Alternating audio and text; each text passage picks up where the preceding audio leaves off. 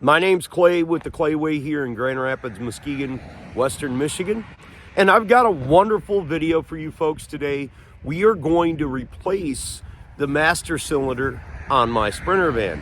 The only difference is we're not going to use the ECM or a scanner to replace the master cylinder, and we're going to actually bleed it on the van without bleeding out all of the lines. I'm going to explain to you why this works and how it works. And this is pretty much possible to do on any vehicle.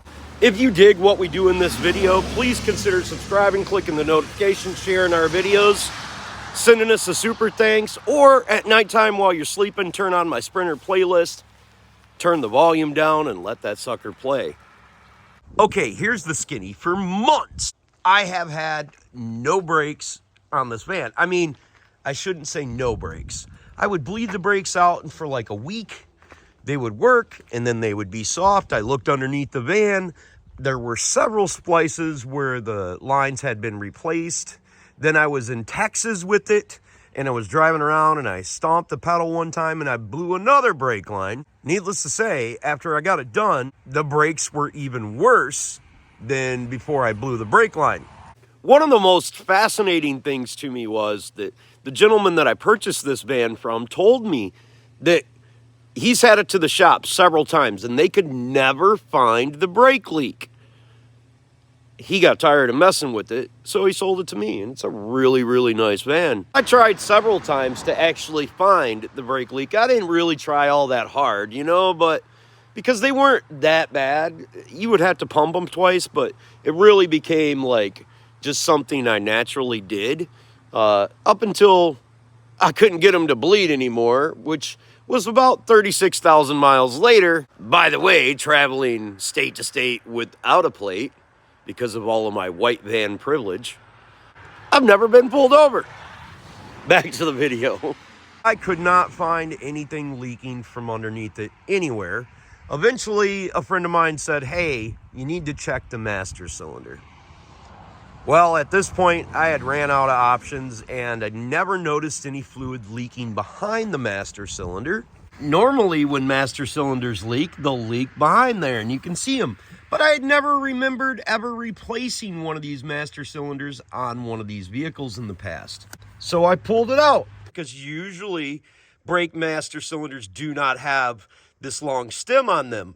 But since this is up inside here, this goes up inside here, and I pull my fingers out of there and I've got brake fluid all over them, that tells me that this master cylinder, the rear cup, is no good. Now, of course, I'm going to take this thing off of here and I'm going to put a new one on there, and I'm going to show you how to bleed this without bleeding the whole system. We're going to do this procedure and not bench bleed it, nor are we going to need a scanner to reset the ABS solenoids. But there are shortcuts around doing these things. You'll need another individual, and we'll have to put this back together correctly. So for right now, I've still got the lines hooked up. We're going to keep them that way until we have our master cylinder that we're going to install. So we're going to remove this used master cylinder off of here, and this is pretty cut and dry. I mean, it's not difficult to do at all. So it's only held on by two 10mm screws. We've got a little pushy right here. We're going to take out these two bolts and use a 12mm line wrench to get the brake lines off of the used master cylinder that we're going to install later. Here on this salvage vehicle, we can push the brake lines out of the way, but on your vehicle, you do not want to move these brake lines, or at least move them as little as possible. Do not bend them. My videos are often not only about how to do something, but why you're doing it. And this situation, you do not want to bend these brake lines out of the way like this, because they will be very difficult to get back square. Out of the way and release them. Now what you want to use is about a 9-inch extension. Obviously mine's much longer. We're going to remove the bolt here, bolt there. Keep in mind that you need to put something down on the ground to catch all of this brake fluid. Brake fluid is extremely corrosive, so anything that it falls on it's probably gonna, yeah, it's gonna eat up. A lot of times when you go to remove these master cylinders, they're not gonna wanna pop out of the way like they should. So you can just get inside and push down on the brake pedal and it'll push it away. Behind the master cylinder, you're gonna have a plastic guard right here, which protects the back of the master cylinder, and you're gonna have two different springs, one inside each other. Up inside the brake booster, you're gonna have a pin, and that pin is adjustable. Just so you know, it moves in and out, so you can adjust the length. You shouldn't have to do any adjustments to that pin.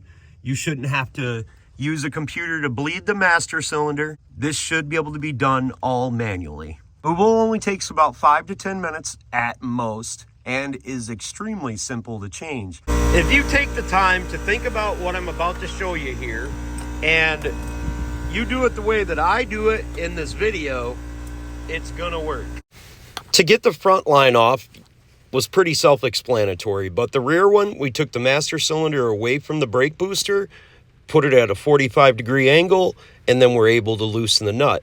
Now, once you get these loose, you should be able to just turn them with your hand and spin them out. As you're probably aware, there should be absolutely zero brake fluid on the back of your master cylinder right there. That means the O-ring is bad if you do have some in there, and more than likely the plunger is compromised. I've set the brake master cylinder on its side so it doesn't sit here and leak out fluid. I'm gonna go up inside here, double check, and make sure everything's still connected. It kind of fits up in these little pockets and channels. You can just push that back up in there and let it set. It's got little fingers on the back plastic portion of the brake booster right here. Here's the part where I should have showed you how to take an evacuator and evacuate out the brake booster, because if yours is like mine, there's probably a ton of fluid down there, and of course that fluid's corrosive even to metal, so over time it's going to rust out the bottom of your brake booster. But I didn't do that because I forgot. If you've got a fluid evacuator like I do, you can suck that stuff out, but I'm certain you could use some cheap shop vac that you got laying around to do that. Don't use your wife's. She's going to get pissed. We can now go and grab our other one. We want to make sure that these lines turn nice and smooth. Definitely try not to bend them. In this position, you should be able to get them somewhat straight if you did accidentally bend them. So now I'm going to grab my new master cylinder and I'm going to put it on these lines and I'm going to tighten it down before I insert it inside here. And then I'm going to have my assistant push on the brakes as I put it in here. But as I put it in there, I'm going to make sure that the master cylinder has the proper amount of fluid in it. And when I push it on there, it's going to squirt that air out of there. We're going to open these just a little bit. This is going to make 100% sense to you if you think about it. This is going to allow us to not have to bench bleed our master cylinder. It's going to allow us to not have to bleed out all of our other brakes at the calipers or wheel cylinders in the rear. It's going to make it a lot simpler and save us a lot of time. But even if this doesn't work for you, because you might have done a step incorrectly, it's not a big deal. You can just bleed out your brakes normally. The reason that we do that is to avoid having to actuate the ABS control module. If we do it this way, we will not have to bleed this out, and that's really what we're looking for. Trust me when I say, this is gonna be clay-mazing. Believe this one on my left hand, which is the one I took off of my donor vehicle, is factory. And this one is not. There's not a part number on the top of this one like there is this one.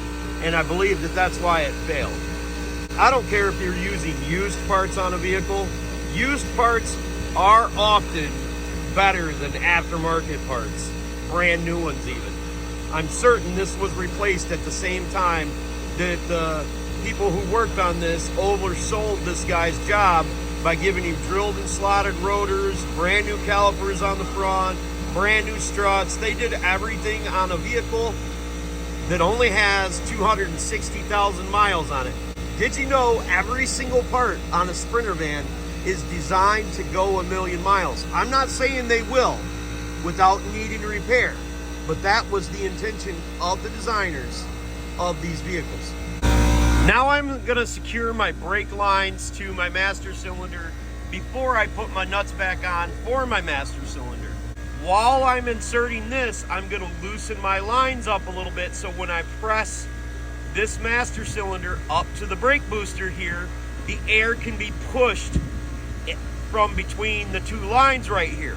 His foot is gonna stay down on the floor and hold it down to the floor till I tighten up these lines. Once I tighten up these lines and he lets his foot up, it's gonna suck the fluid out of here, in turn releasing the air up through the master cylinder. Okay, so now we're gonna have him hop inside the vehicle, push down on the brake pedal so we can line up our master cylinder to the brake pedal pin. We have to do that because of the angle of the dangle of the pin. It's almost like a flaccid, you know. Then as you install it, he's going to release the pedal, allowing the pin to stay up inside the shaft.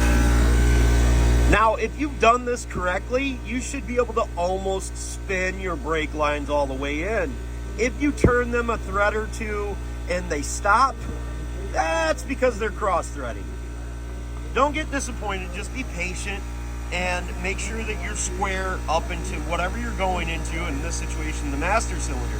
I've seen a lot of guys struggle with brake lines, and the reason that they struggle is because they don't understand that they're fine threaded, and they should thread in very simply and very smoothly almost till the end.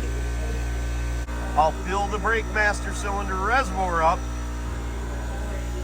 then we'll loosen them a hair, and with an assistant on the inside, we'll push the master cylinder into place. Okay, so after you filled up that reservoir, we're gonna leave them lines cracked just a little bit and allow the brake fluid to start dripping out the two lines. And once it starts dripping out them two lines, like right there's the front one, and hopefully the rear one starts. If the rear one doesn't start and all it does is sit there and drip out the front one, we'll tighten up the front one and allow it to start dripping out the rear one. This will also help push the air out of the lines. Looks like we've got fairly good drips between both lines. So we're gonna let this sit here and drip for a few moments, probably 2 to 3 minutes. Not that it's necessary to take that long, but I do because I like to. Now we're gonna have our assistant get in the vehicle and he's gonna push down on the brake pedal. We have the lines loose, just loose, not undone.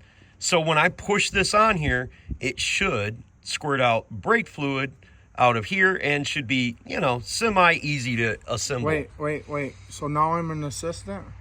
Yeah, you're an assistant. Assistant? Ass. Whatever. Always an ass assistant. This was actually his idea, by the way. He was the one who told me to check this. I wouldn't have thought it worked like this, so. I have my brake lines secured so I can pull this master cylinder back. I didn't think I was going to need this much room to make sure the pin was lined up. Can you see my pin? I can see your pin. Hey, Clay. I can see your pin. All right, go ahead and let off. Are you letting off? Yeah.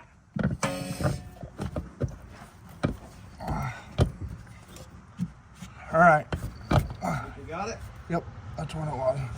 Start the nut. Hurry up. Start the nut. Hurry up. So, when you put it in, you have to make sure that the pin goes inside of the bar. Otherwise, it won't go all the way back to be able to get the nut on. Yeah, okay. Here we go. I think once we get one nut started, we should be able to relieve the pressure off of the master cylinder to get the other one started, and we won't have to sit here and hold it. Now, we can secure it down with our 10 millimeter. Okay, now, that whole time, we left the lines loose. The whole time we were inserting that, and that was allowing it to bleed out air out of there. Now what Tim's gonna do is he's gonna go inside and he's gonna hold down the brake pedal. Just push it down once to the floor. It's gonna squirt out of here. I'm gonna tighten it up. Then he's gonna raise the pedal and we'll continue that 3 or 4 times until we have our brakes bled. Go ahead, push it down, Tim. Nice. And we can hear a ton of air coming out of there, which is excellent, which is absolutely what we want. That might also be coming out of the brake booster though, because it's got air inside it as well.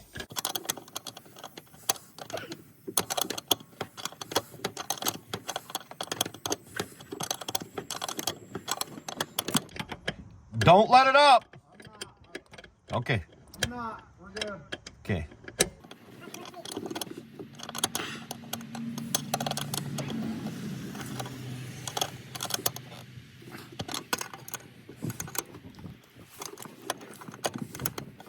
Yeah, it's kind of a pain in the butt to do this, but it's worth it because we're saving ourselves probably an hour's worth of time of taking off the wheels, jacking it up, and hopefully we don't have to do anything except for bleed it up here.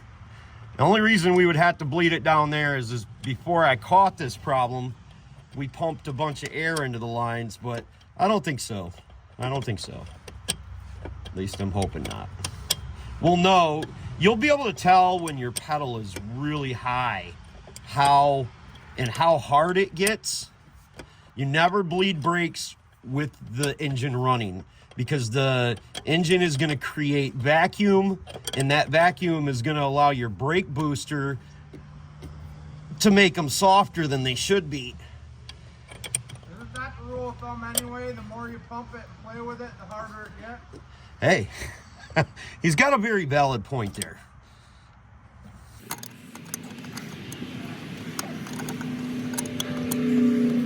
All right, Tim, you can let it up. Now, with it let up, we're gonna loosen these lines up and do that once again. This time, we don't have to loosen them up a fraction. We just want the air to escape. And when it starts dripping like that, you know you've got it loose enough. All right, Tim, go push her down again. He's gonna push it down and hold it to the floor, and there we go. You hear all that air coming out of there over me running my mouth? Well, that's what we got. Now we tighten it up again. Every time he releases that pedal with the springs and everything that's attached to the actual calipers and so forth and so on, it draws that fluid back up into the master cylinder, essentially drawing the air out of the lines. I'm using a regular wrench for this portion because I don't need to tighten these down. And a regular wrench, the reason that we don't normally use it, we use a line wrench, is because we don't want to strip out these. All right, Tim, you can let it up. Now, once again, I'm gonna open them up. Just like bleeding brakes, with the exception, we're doing it at the master cylinder instead of at the brake calipers or wheel. All right, Tim, push her down.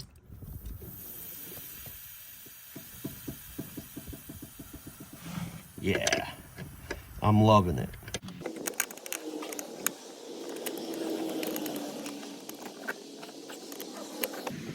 I think we're pretty good. We're gonna give it a check and see. Okay, so now I'm gonna show you what our pedal does and what it does not do. First off, that pedal instantly is hard. You cannot pump it and make it harder, okay? Second off, if we hold it, it does not gradually go down to the floor. It should never do that when it's off and the brakes are correct and there's no air. It should stay exactly where it stops because you're pushing all of that pressure against them calipers, and if everything's functioning correctly, you've got no issues. That is sensational. So I would say this is a complete success. And no, there wasn't anything that I did off of camera to try to trick you. This is genuinely clay-mazing. Well, hopefully my video helped you out there. You've got your heat working back in your Sprinter. If you didn't, look down in the comments below, ask a question, or look at the comments. Somebody probably knows the answer if I don't answer personally. If this video was helpful, please consider hitting that super thanks. That really helps the channel out. If you can't afford the super thanks, just at nighttime, put on my Sprinter playlist, turn the volume down while you're sleeping at night, and just let that whole thing play on through. Crappy and nice comments both help the channel too. So say whatever it is you want to say down in the comments below. If you've got a question for me and it is not baby mama drama related, God, I can't deal with any more baby mama drama. I got my own. You can look me up on Clay's AC and Auto Repair over the Facebook Messenger. Oh, my hair is out of place. Yeah, that's much better. Send me a message. I'll certainly try to answer it or at least respond. Remember, don't be the next to them. Be the absolute first of you. Please consider subscribing, clicking the thumbs up, sharing this video with everybody you know. God bless and have the best of days.